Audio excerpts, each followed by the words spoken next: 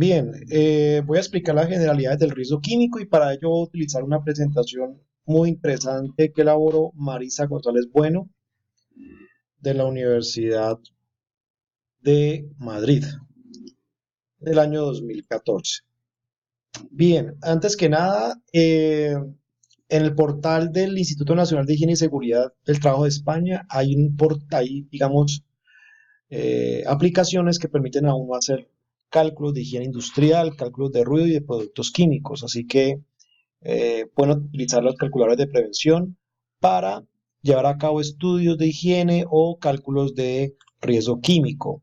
En este portal del INS, el antiguo INS, hay, digamos, una opción de riesgo químico en donde uno puede consultar información muy interesante de prevención de riesgos. Está el portal de riesgo químico en donde tiene todo el tema de etiquetado, sistema armonizado, tiene aspectos de seguridad química, el tema de exposición respiratoria, la parte de la piel, los indicadores biológicos, equipos de protección personal. Este portal es específico para sustancias químicas y viene en español. Bien, la parte de riesgo higiénico, la higiene industrial estudia pues los contaminantes químicos, físicos y biológicos. Dentro de los químicos está pues el estudio de gases y vapores y las exposiciones. ¿Cuál es la problemática? Que los agentes físicos, químicos o biológicos pueden desencadenar en los trabajadores enfermedades laborales. Esas enfermedades pueden ser a largo plazo o a corto plazo. Las enfermedades laborales son todas aquellas que son contraídas por ocasión o causa del trabajo. Es decir, cuando una persona se enferma y logra demostrar que se enfermó por los factores ambientales o los equipos que manejaba o la situación en que trabajaba, pues se constituye una enfermedad de origen laboral. Caso contrario, sería una enfermedad de origen común. Dentro de la higiene industrial, pues se estudian diferentes agentes contaminantes, causantes de enfermedades. Básicamente, para que una persona contraiga una enfermedad laboral por agentes químicos, depende de la concentración. ¿Qué es la concentración? Pues básicamente es la cantidad de partículas suspendidas en el ambiente. Puede ser de polvo o de gases. El tiempo de exposición. A mayor concentración, a mayor tiempo de exposición, mayor es el riesgo. También depende de susceptibilidades individuales, es decir, hay personas que son mucho más sensibles que otras para ocasionar daños a corto plazo o enfermedades laborales. Además, hay gente que tiene combinación de diferentes aspectos o diferentes agentes que pueden ocasionarles una enfermedad laboral. Por lo tanto, la higiene ocupacional o la higiene industrial es una disciplina que lo que se encarga es de mejorar las condiciones ambientales en los sitios de trabajo con el objetivo de que las personas, los trabajadores, no adquieran enfermedades. Ese es la principal, digamos, el principal objetivo de la higiene industrial, diferente a la seguridad industrial. La seguridad industrial tiene como objetivo es evitar accidentes. La higiene industrial tiene como objetivo es controlar factores ambientales para que no se produzcan enfermedades. Es una disciplina no médica de la cual pues echan mano los médicos. Los médicos utilizan los estudios de higiene para conocer si un trabajador tiene un riesgo a determinada enfermedad o no, y además con la higiene se pueden ayudar incluso para calificar casos de enfermedades. La higiene industrial actúa sobre el ambiente y las condiciones de trabajo como tal. La higiene como disciplina tiene cuatro subdisciplinas: la higiene teórica, la analítica, la de campo y la operativa. La teórica básicamente establece a través de estudios científicos cuáles son los límites permisibles, a qué punto un contaminante del ambiente me va a enfermar, es decir, a qué dosis se vuelve tóxico un producto químico, a en cuánto tiempo ese contaminante me puede afectar.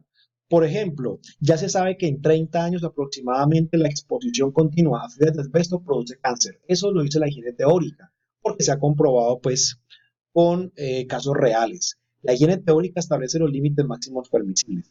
La higiene analítica lo que hace es determinar en un laboratorio la cantidad de contaminante presente en un sitio de trabajo. Es decir, el higienista recolecta la muestra en un puesto de trabajo, la envía a un laboratorio, el laboratorio le indica al higienista cuál es la cantidad de contaminante recolectada en un medio de captación, un filtro o un tubo.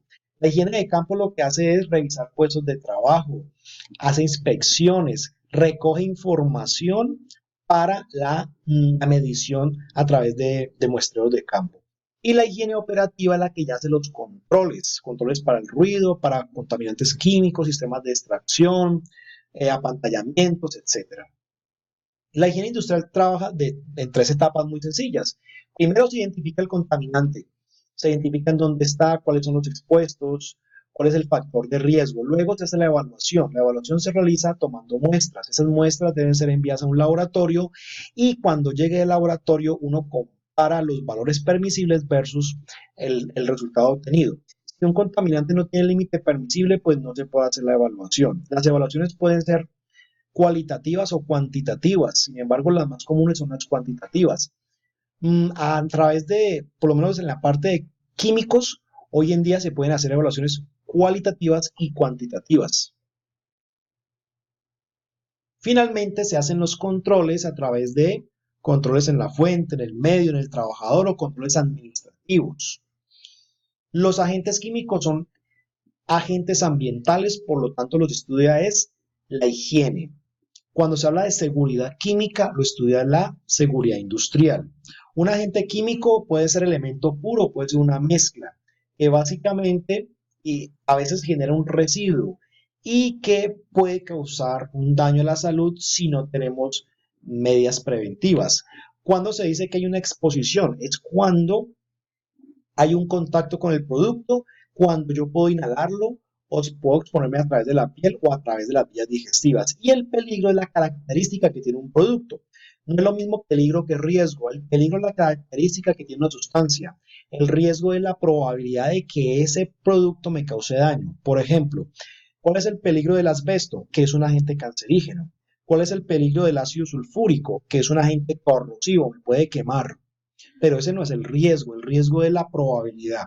El peligro depende de la sustancia, el peligro no depende del trabajador. Si el trabajador labora de forma insegura, se aumenta su riesgo, el peligro no.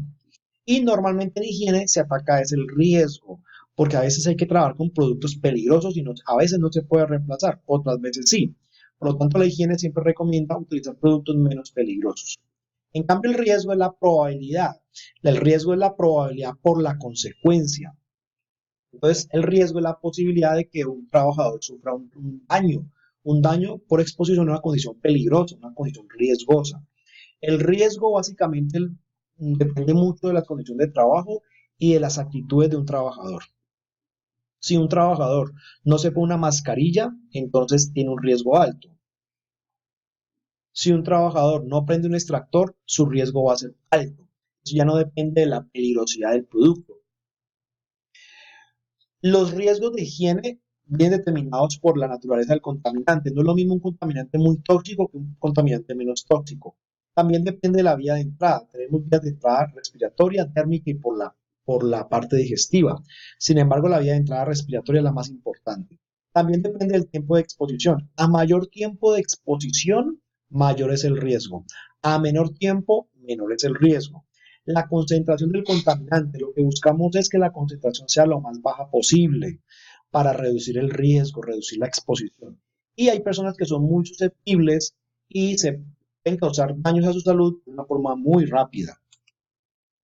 Un agente químico peligroso es aquel que tiene unas características físico-químicas que pueden causar un riesgo a la salud de los trabajadores y las trabajadoras. Y una actividad con un producto químico es aquella actividad como por ejemplo la producción, el almacenamiento, la manipulación, el uso, el transporte. Todas esas son actividades con agentes químicos. Por lo tanto, todas esas actividades hay que valorarlas, hay que evaluar cuál es el riesgo en las diferentes etapas del proceso productivo. Hay productos intermedios y hay subproductos. Un producto intermedio es aquel que se genera dentro del proceso productivo y aparecen y a veces desaparecen, otras veces no desaparecen. Y hay subproductos que llegan al final del proceso y tenemos que mirar qué hacemos con esos subproductos que muchas veces son indeseados. No es lo mismo una sustancia que una mezcla. Una sustancia puede ser un elemento químico que se obtiene a través de un procedimiento industrial, mientras que las mezclas pueden ser gasolina, barsol, pinturas. Las pinturas son una mezcla química, no es un producto puro. La gasolina es una mezcla. El rompedor de esmalte es una mezcla. Entonces, en las empresas encontramos muchísimo más mezcla que productos puros. ¿Cuáles son los productos peligrosos? Pues aquellos que causan un daño, aquellos que son cancerígenos o tóxicos o corrosivos. Hoy en día hay unos límites máximos permisibles. Para España, por ejemplo, se llaman límites de exposición profesional. En Colombia se llaman valores límites permisibles. En Estados Unidos se llaman TLB. En Alemania se llamaban los valores MAC. Los contaminantes los vamos a clasificar en higiene en contaminantes químicos, físicos y biológicos. Los químicos son aquellos que están conformados por átomos, por moléculas, y pueden ser en estado gaseoso, líquido o sólido. Dentro de los sólidos están los polvos, los humos, las fibras. Dentro de los líquidos están las nieblas y las brumas. Las nieblas son partículas líquidas suspendidas en el ambiente. Los aerosoles también son suspensiones de partículas muy pequeñas. Los contaminantes físicos van a ser el ruido, las vibraciones, el calor, el frío, la mala iluminación, las vibraciones, las radiaciones ionizantes, no ionizantes. Y los agentes biológicos van a ser virus, bacterias, hongos, protozoarios, parásitos. Dentro de los químicos tenemos moléculas individuales y moléculas agrupadas. Dentro de las moléculas individuales, pues vamos a tener gases y vapores. No es lo mismo un gas que un vapor. Un gas es un estado de la materia, mientras que un vapor es el cambio de estado del líquido a la fase vapor. Ejemplo de un gas, el oxígeno. Ejemplo de un vapor, vapor de agua. El agua nunca va a generar un gas. El agua genera son vapor de agua. La gasolina genera vapor. Los alcoholes generan vapor. El thinner genera vapor. Ejemplo de gases, oxígeno, nitrógeno, acetileno. En cambio, los grupos de moléculas conforman son partículas, fibras, por ejemplo, fibras de asbesto, fibras de vidrio, polvos, como el polvo del material, el material particulado de madera, los humos, como los humos de soldadura, y las nieblas, como las nieblas del ácido sulfúrico, que se encuentran en las empresas de baterías, fabricadoras de baterías. Hay unas características toxicológicas, hay productos que son asfixiantes, es decir, pueden causar asfixia y matar a la persona. Hay productos que irritan la piel, irritan los ojos, se llaman irritantes. Hay productos que causan quemaduras, se llaman corrosivos, como el ácido sulfúrico. Hay productos neumoconióticos. Neumoconiótico significa que causa acumulación de polvo en los pulmones. Neumo de pulmones, como el polvo de sílice.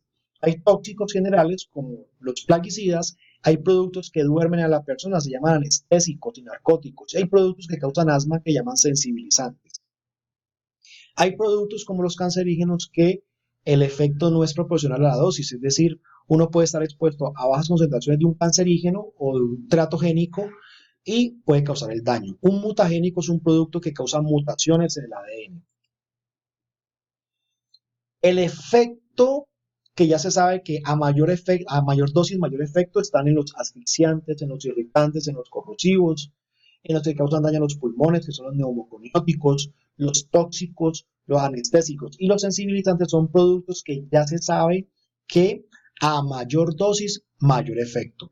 A mayor concentración ambiental, mayor efecto. Por lo tanto, entre más concentración haya en un sitio de trabajo de esos productos, mayor va a ser el riesgo se vuelve mucho más alto y la posibilidad de adquirir una enfermedad laboral es mucho más alta. También pueden haber una exposición simultánea a varios contaminantes. Por ejemplo, el polvo actúa de una forma independiente. El polvo no necesita tener otro contaminante.